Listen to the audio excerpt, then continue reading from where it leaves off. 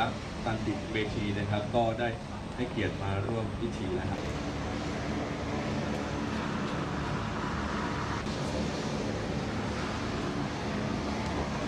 ประธานร่วมในพิธีหัวหน้าส่วนราชการและแขกที่นิมอย่างยิ่งที่ผู้บัญชาการศูนย์บรรเทาสาธารณภัยทัพเรือภาคที่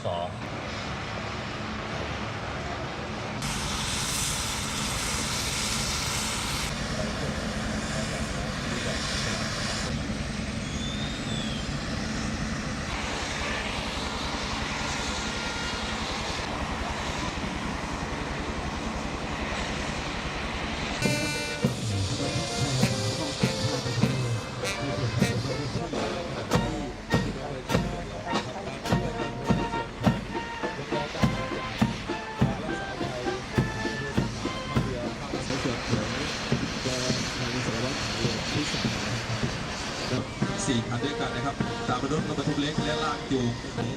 เทศบาลเมืองเขาลูกช้างนะครับ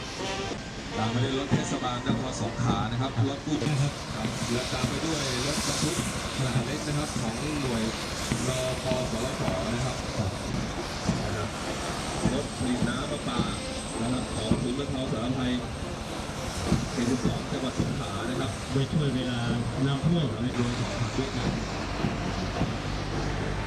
นายกประสบบริการครับ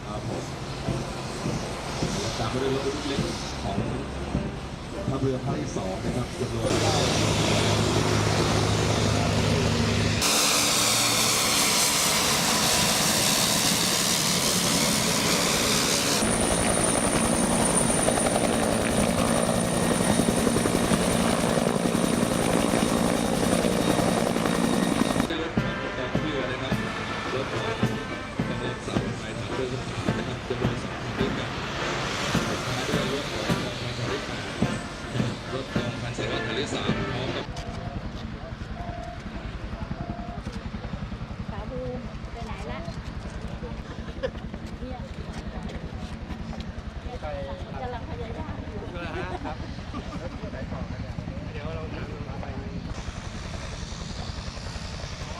ในการที่จะให้ช่วยเหลือพี่น้องประชาชน